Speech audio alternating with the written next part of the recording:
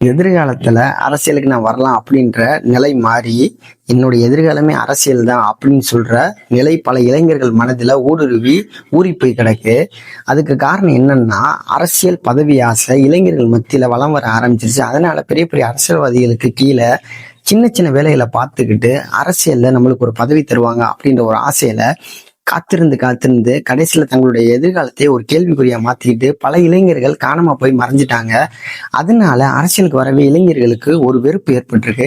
ஆனா தற்போது பாஜக முன்னாள் மாநில தலைவர் திரு அண்ணாமலை அவர்கள் பாஜக கட்சியிலிருந்து விலகி தான் ஒரு புதிய இயக்கத்தை தொடங்க உள்ளதாகவும், அந்த இயக்கத்தை கட்சியா மாத்தி வருகின்ற சட்டமன்ற தேர்தலை கண்டிப்பா எதிர்கொள்வோம் அப்படின்னு சொல்லி ஒரு அறிவிப்பை வெளியிட்டிருக்காரு. அந்த இயக்கத்துல தான் எடுக்கக்கூடிய ஸ்டெப் என்ன அப்படின்னா, இளைஞர்களை ஒன்று திரட்டி அரசியல்னா என்ன, அரசியலுக்கு மக்களுக்கு உள்ள தொடர்பு என்ன, அரசியலமைப்புனா என்ன, அரசியலோட வழிமுறைகள் என்ன அப்படின்ற அரசியலோட அடிப்படை அறிவை கல்வி மூலமா அவங்களுக்கு கற்றுக் கொடுத்து அதுல தேர்ச்சி பெற்று தெளிவா வரவங்களுக்கு தான் பதவி அப்படின்னு சொல்லி ஒரு அதிகாரப்பூர்வமான அறிவிப்பை வெளியிட்டிருக்காரு. இது மக்களிடையே வரவேற்பையும் மகிழ்ச்சியையும் பெற்று வருகிறது. அதனால இப்பேற்பட்ட தலைவர்களோட வழிகாட்டுதல் பின்னால் இளைஞர்கள் அரசியல் பாதையில பயணிச்சா அவங்களோட எதிர்காலமும் நம்ம தமிழ்நாட்டோட எதிர்காலமும் பிரகாசமாகவும் இருக்கும், பயனுள்ளதாகவும் இருக்கும் அப்படின்றது என்னுடைய வேண்டுகோள்.